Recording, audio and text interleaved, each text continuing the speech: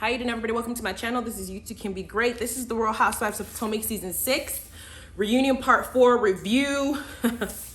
And I have my notes. This entire reunion was attributed to Nicki. I didn't even show up to the very end. We start off where she left off, and child, this one gave a lot. And so I have a lot to say. So if it ends up being a little bit longer than normal, just enjoy it, child, because this shade is not something you can just buy, okay? Ain't nobody paying me for this. I'm just giving my opinion. Now, it started off where it ended off, we ended last, oh, I look a hot mess. I'm over here, I have to, a month and a half left to go till this baby comes out of me. I can't wait. We stopped where Nicki continues her shady line of questioning with Ashley. She said Ashley didn't have a storyline. Ashley just gave birth, and Ashley just showed up to that little getaway where Wendy attacked Gizelle finally, because Gizelle has spent several episodes spreading a false blog information about Eddie allegedly cheating, and Wendy only getting this whole plastic surgery shit done for herself because of the whole her wanting to be, what's the word I'm looking for? Her wanting to show that she's this beautiful, you know, booty model thing, and that this whole Eddie cheating thing is not affecting her. So Ashley came, dropped the bomb, and then y'all saw the episode where Candice was like, girl, take your breast milk and get the fuck out because you just ruined my little trip I planned, right? So Nicki's asking her about it, saying that Ashley just wanted some more camera time. Ashley said, well, shit, I've been on this season for, I've been on this series for 6 seasons. I don't think I need a storyline at this point, but child, you didn't have one this entire season. Besides Michael showing up to pop up and talking about Juan, and that whole thing about him wanting Juan and looking at Juan with dreamy eyes came up. But Ashley herself did not have anything to talk about outside of she gave birth, telling us what happened when she gave birth, telling us how the kids are doing, and then attacking Candice in every scene that she can find just to get a moment. So Nicki wasn't right when she addressed that shit. And then Candice opens her mouth, which was baffling, and decides to defend Ashley, saying, well, she just gave birth just not too long ago. And Nicki's like, Candice, child, do you not see what Ashley does whenever you open your mouth? Bitch, let her take this heat, okay? And be quiet while she's doing it. And then Robin pipes in and says some dumbass shit as usual. Well, Ashley wasn't expecting for it to end like that. Bitch, what the fuck do you think is gonna happen? Gizelle, you're full of shit. Gizelle is like the Yandy of the Real Housewives Potomac. She'll never know nothing. She doesn't ever know what's gonna happen. She's not sure. She didn't see. She didn't say. Robin, you remember when Ashley was sitting up in your face talking about how you and Juan can't be sitting up here cohabitating in the same house, playing house, not married, talking about your relationship. I think it was season 1 or season 2, and Robin was ready to get up in her face saying, don't talk about me and Juan, it's none of your business, how we live our life is how we live our life. You actually went off on Ashley for doing that. To sit up here now, 5 seasons later, on this damn couch saying that Ashley did not anticipate that Wendy was gonna react the way that she reacted after hearing that somebody in this group is bringing up a false narrative of a blog, from a blog that actually talks shit about her too on TV to make it something because she don't want nobody to talk about how Jamal embarrassed the fuck out of her last season. Bitch, bye. Robin, you're just shut up. Just shut up. Then we have the next question Nicki asks is Robin getting more sex because Juan looks like he's having more fun? He looks happier. Or is it because he now has money, and you know, with men having money and being able to provide, it strikes their ego if they're not able to play that role? And then she asked about Robin's new look and how Robin looks better and, you know, stuff like that. I'm just like, does Robin look different from any of the seasons that I have seen her in? No. Has Robin's voice changed in any of the seasons that I've seen her in? No. Is she still up Gizelle's ass like she's been since season 1? Yes. That is the only consistent thing. Everything about Robin is consistent. I shouldn't say the only. Everything about Robin is consistent. She has no storyline and she needs to go. Bring back Monique. Or bring back the first girl that Monique was talking about, Sharice or whatever her name was. Bring her ass back. Because right now, Robin ain't giving nothing but I have my head up Gizelle's ass all the time. Then Nicki actually brings that up and says, Robin, we've already had all over social media that you are always kissing Gizelle's ass. And I confirmed that when you said, are we mad at Ashley? This is why I said that Robin is the Yandy of the series, because Robin did the whole, I didn't know what was going on. I didn't know what was gonna happen. We weren't sure. I was just asking is collectively, are we mad at Ashley? Bitch, bye. Robin is such a horrible liar. Like, she tries to lie, but it doesn't ever land, okay? Robin, you meant what you said. You were gonna say if Gizelle was gonna be mad at Ashley for what Ashley did, you were gonna have Gizelle's back and now start attacking Ashley and saying, why would you say that? Gizelle didn't tell you to say that. She told you that in private. But because Gizelle isn't mad at Ashley, you're not gonna be mad at Ashley. The reason why Robin is picking on Wendy so much is because Gizelle's mad at Wendy and she's fighting her fucking battles for her. That's what that is. The moment that Gizelle says that her and Wendy are cool, then Robin and Wendy would be cool. Because Robin was also attacking Karen when Gizelle had issue with Karen. Robin follows Gizelle's ass. I don't know what Gizelle has on her. Maybe Gizelle knows too much about what Juan did to her in the past and she don't want Gizelle to air her business. So she figured if she kissed Gizelle's ass, she's safe. So we have the next question where they talk about Gizelle's shady invite to her public park that she calls a house, and how Wendy was acting like she didn't like the invite or invited them the same shady way. Wendy said, well, they were shady to me when they invited me. And Nicki said, well, I wouldn't have taken it as that. I said, bitch, I would have taken it as that because that invite came after the fight with Gizelle and Wendy. That invite came after. And then when they got there, the things that Gizelle was saying, Gizelle had something shady to say about every single cast member. She talked about Karen calling people when she was drunk, okay? She brought up the whole Candice situation, talking about Mia's, her little low budget shit that she brought up, and Mia decided to go ahead and say something about it, causing an argument between Candice and Mia, and that's why Candice said your mama. She also let me kill this thing. She also brought up the whole Wendy Eddie situation. They were being extremely shady to Wendy, and so Wendy reciprocated that. Like, bitch, I'm sick of you at this point. Now, there's some people that said that Wendy was annoying this reunion. There were times when she was annoying because I said to Wendy, I understand that you're pissed off. I feel like at this point, when Wendy first came first season, right? Last season was her first entrance into this franchise. And she wanted to keep up kind of this facade a little bit as the professor, the woman who's not going to be a little bit messy, not going to be in that. She wanted to keep up this whole black woman, dark-skinned woman, or not this angry black woman ideology, image. And so she wanted to do that. And she came in as Candice's friend. And she's still quiet, but she said a lot of things. She's still quiet on the stage in certain areas, but she said a lot of things throughout the series, defending Gizelle and defending some of the stuff and attacking Monique because she had yet to know these girls. And I said last time, I was so annoyed with Wendy last season because she wasn't vocal with certain things that she should have been vocal about. And then she inserted herself, and she was one of the bandits that attacked Monique when Monique knew more about Gizelle and Robin's personality before Wendy. Wendy spoke too soon. Okay, and she joined in that little diatribe until Monique got off the show. This season, I said if Wendy came back, Wendy would change her entire persona because now she's going to start smelling the ish that Gizelle and Robin and now Ashley is giving. She's going to smell it, and she's going to go and she's going to change her entire approach. Does that mean that Wendy changed or Wendy became somebody new? No, I still think that Wendy still had the fire in her, but Wendy was doing what everybody does. Same thing that all these Potomac girls did first season. This is Potomac. We don't act like that.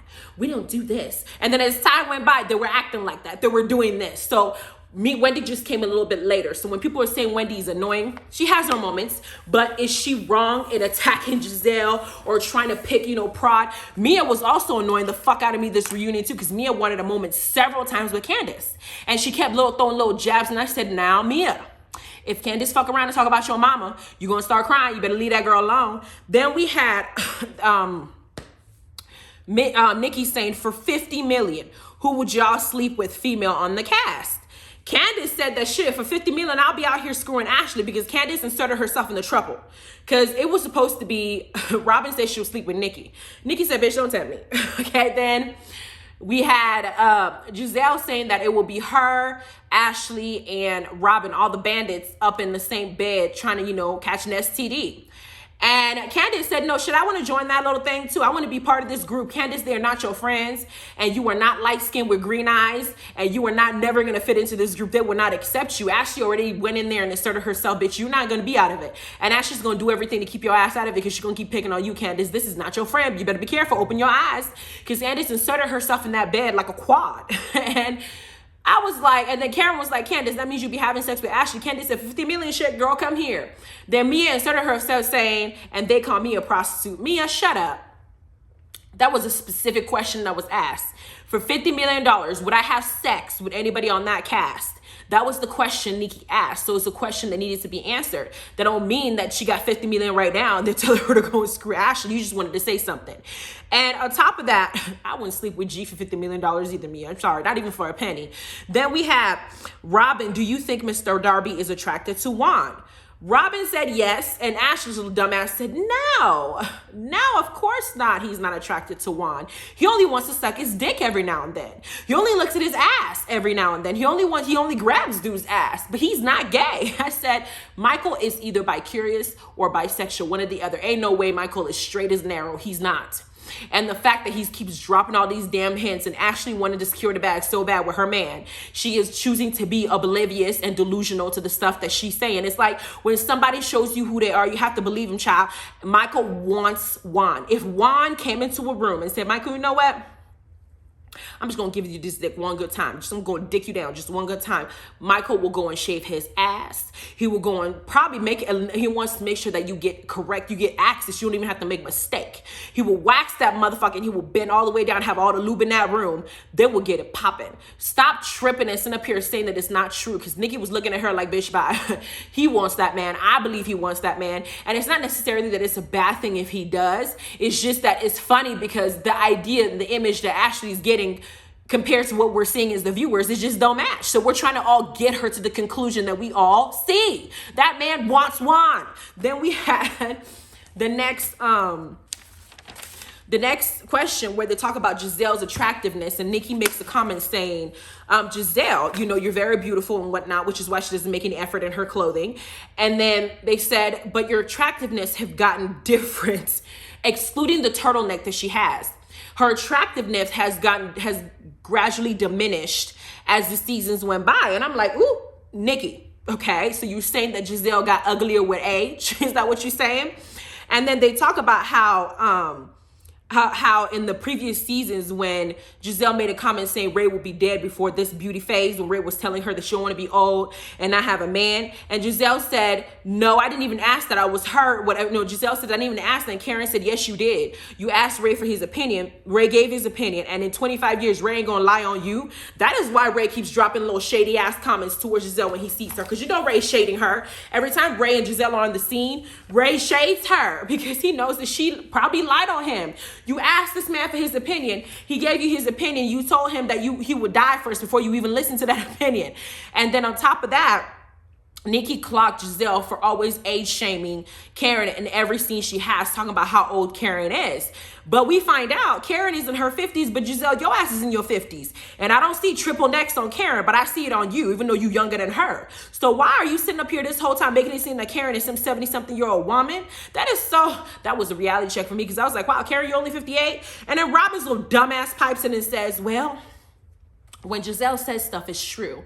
But when Karen says stuff is made up. And let's be clear, Karen looked a lot older in previous seasons than she looks now. I said, bitch, Robin, we're in season 6. And your husband came up on this show at the beginning of the episode series and said that he is not attracted to your ass because your ass be looking bland as hell in that bed. You are now fixing your mouth when your own man told you were unattractive. To call another lady whose husband, if I just remarried her ass, your ass ain't even married. He wouldn't even, girl. You have no right. Some of these girls, it's like glass houses. Like, why would you do that? Robin, I understand that you're trying to defend Gizelle, but your ass got caught in the crossfire, because I would have said this shit to you, girl. Weren't you just called ugly by your man? Don't talk about me and what I look like previous seasons, because at least I look better with each season, but your ass need to be getting worse because your man just told you that you're not attractive. Hell, he's been trying to marry you for the last 6 seasons and shit ain't gonna happen. I just got remarried this season again, and this fat ass rock and Macy Gray sang at my wedding, bitch, bye. Then we have Gizelle and Jamal's relationship coming up into the segment, and Nicki asked, would you have given Jamal a second chance? And Gizelle says, the dumbest thing I've ever heard. Absolutely.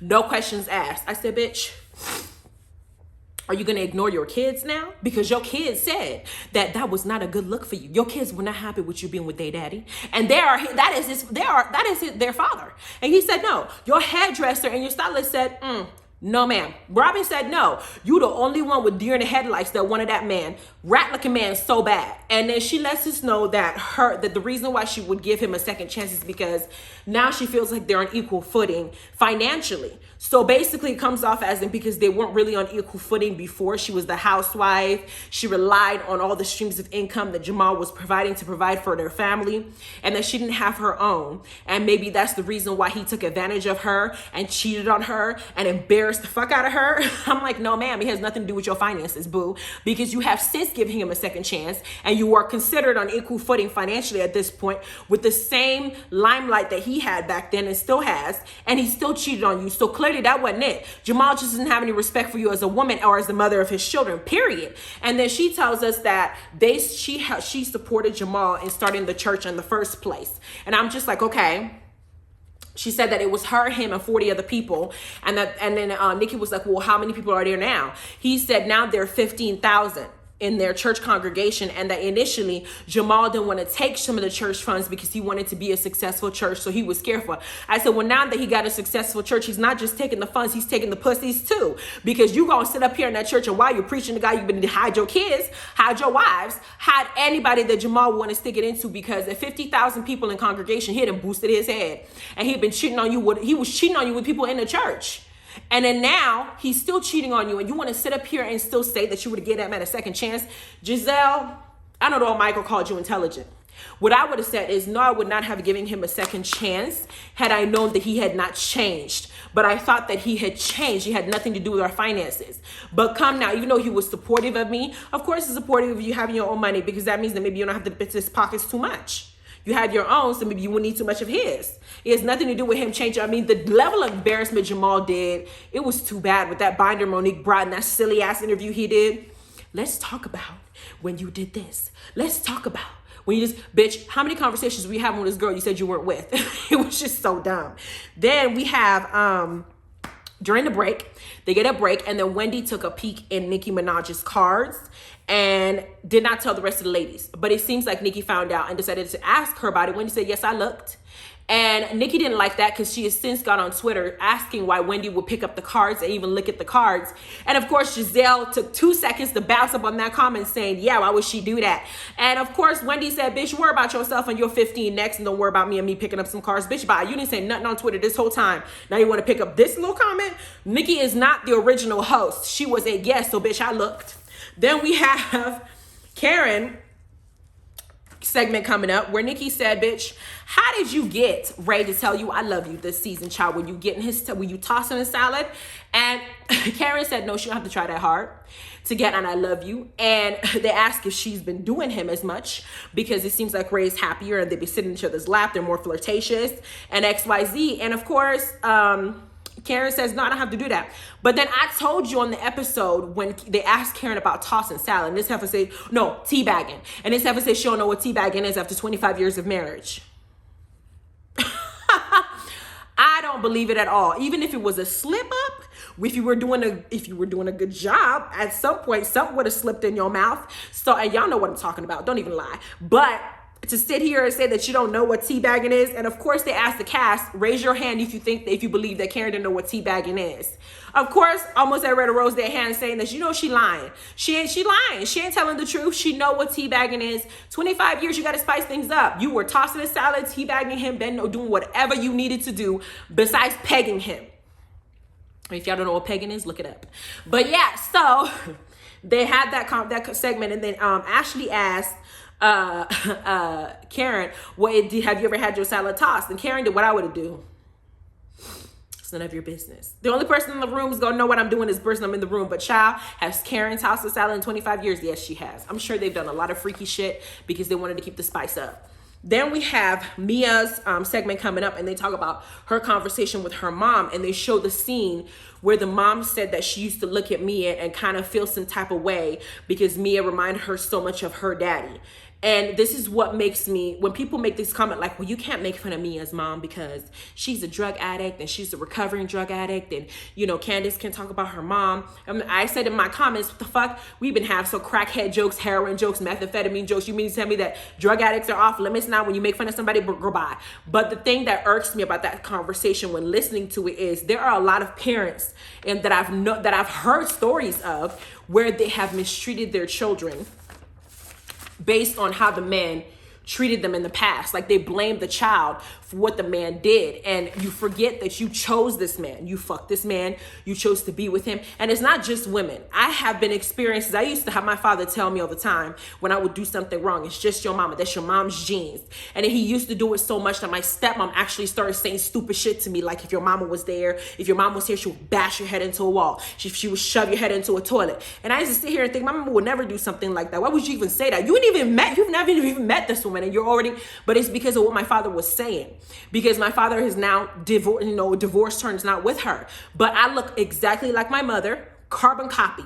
And so you feel like when you look at me, you see her, you're not able to see the things that I'm doing because I'm a very successful and intelligent person. Instead, you're looking at all the things that you feel are flaws. I'm human, I'm gonna have flaws, but you're attributing it to the person who you now don't like. But you slept with that person to make kids with them. So why would you now punish the kid for something? That shit don't make sense. So for me, when I see stuff like that is when I feel for Mia more than I feel for the mom. That's just what I'm saying. Now we have the next question, which she said, if y'all had $100 million in the bank, would you, Ashley, Mia, and Karen, pick the man that you picked?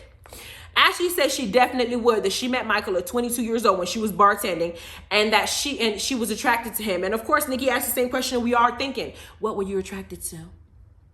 She said, I was attracted to his mind, his character, his funny. I find him very physically attractive. I said, when the lights are off, of course he's attractive. Everybody's attractive when the lights are off, girl. Then we get to ask Karen, and Karen says the answer that I think the answer that came with wisdom. Ray moved my soul. So I would have chose that man. And the fact that he had a lot of money to come with it didn't hurt. I was like, yes, girl.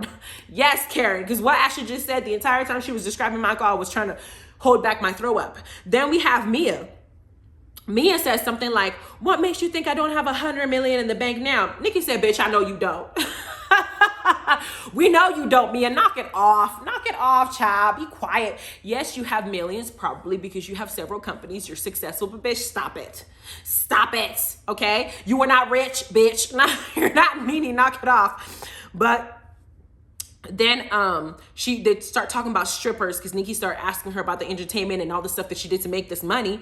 And she says strippers are not, when I saw that on the show and I saw that strippers were being called strippers, I figured I got to speak up for these women. She made it a whole Rosa Parks moments where you have to sit up here and give this little speech while you're on the bus talking about strippers get the wrong impression and get the wrong names put on them because strippers are really entertainers. They deserve better. And so I felt like I could speak on their behalf. Those wonderful women. I said, bitch, these are strippers. And I'm not saying that anything downplaying strippers, but let's not go there. We're not talking about somebody who's out here martyring themselves. Knock it off. They're just strippers. Strippers are strippers. It's like saying he's not a gigolo. He's an artiste. The fuck? No, he's a gigolo. I'm not a prostitute. I'm a laborer. I'm in personal relations. That's what I'm doing. Okay. I'm not out there prostituting or hoeing myself out. I am what's the other word I would use for? I market myself, and I am a entrepreneur. Okay. And we don't call it selling ass. We call it selling your talent. Like, what the fuck? It's just so all these roundabout ways to just say strippers are strippers. Mia, you were a stripper. It is what it is. Then we had Mia said that she used to be known as a sex symbol.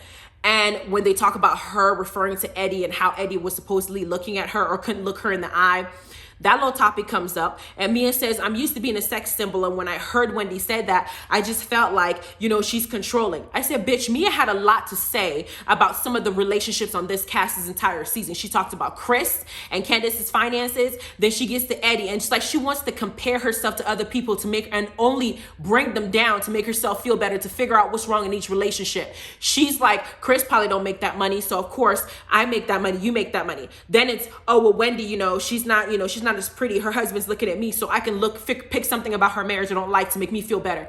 Mia gets off on putting other people down. Maybe as a stripper, people were putting her down, and now she's got her head so far up her ass that she doesn't know how to be humble.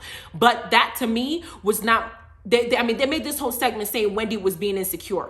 To be honest, I don't think Wendy was being insecure, because I would not want my own man having to look at other women within my circle of friends when we're supposed to be hanging out. You're supposed to be spending time with me as a couple. This is a couple thing. Talk to the man. It shouldn't be a big deal. Mia was the one I thought was at fault, but Nicki going after her, saying that Mia is controlling, that Wendy's controlling, and all of them tell him that she's controlling. I said, Nicki, your own husband is currently on has a whole mess going on where his ass is charged with or it's been questioned for not being able to control himself 30 years ago and did some crazy ass shit.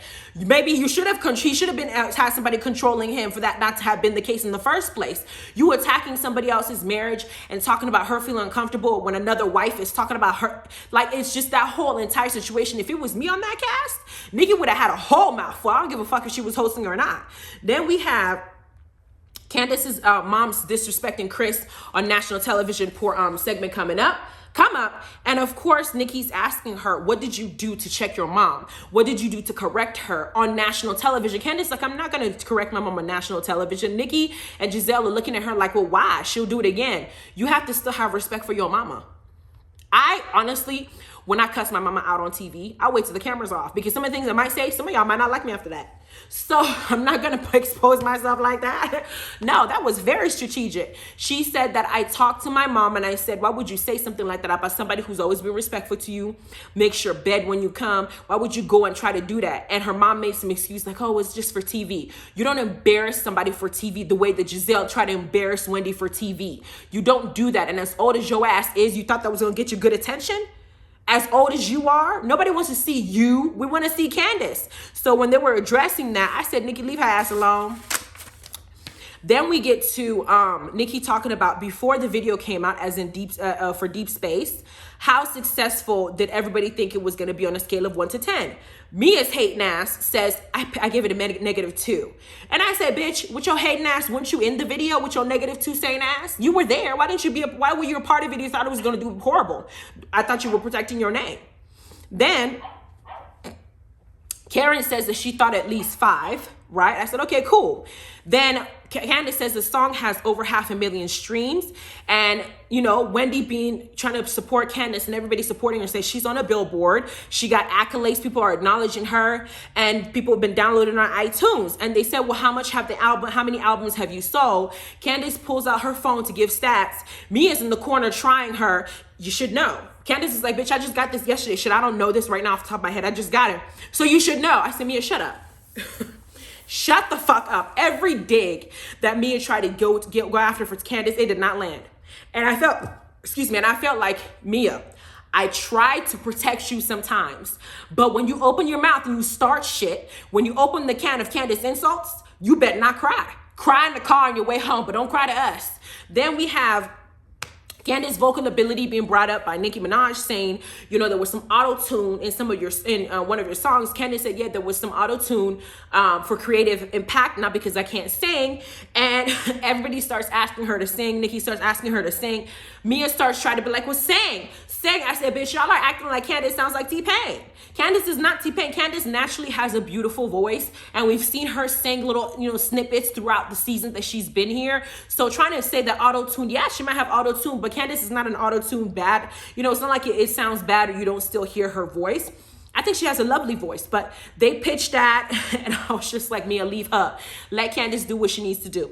Then we're finished, and Nicki's roasts are over with the ladies. She thanks them, appreciates them, all that, whatnot. Andy comes out and says, y'all did great in answering all her questions. And of course, Chris Bastard comes out, and he, after hearing the line of questioning and what the other things Nicki was saying, he ain't feeling it. Right now on Twitter, Chris and Nicki are going back and forth every now and then, because Chris had a lot to say about what Nicki was saying. So we don't know what that's going to be like, but I do know that next season, Mia's ass is going to be on the hot seat, because she showed a lot this season, and Candice is going to read her for filth. Wendy is going to read her for filth. Mia is going to be on the hot chopping block from everybody on that cast. And Ashley will turn on her too. She got it from G as well. The only people that might protect her on this cast may be Karen and Gizelle and Robin, but she's gonna get it. She thinks that Candice is on the hot seat. She's gonna get it next. Or Wendy's in the hot seat. Mia did a lot. Okay, but she gonna learn. It's her first season, child. You're gonna learn to be strategic with who you pick fights with. Anyway, let me know what y'all know about this, what you think about this review, what you thought about this part 4 reunion. Do you think it should have stretched out this long? Because I know other housewives on Twitter are complaining that they dragged it. But you guys go ahead and have a good rest of your day and enjoy this little review. I put my hard work in and I'm tired and out of breath, okay?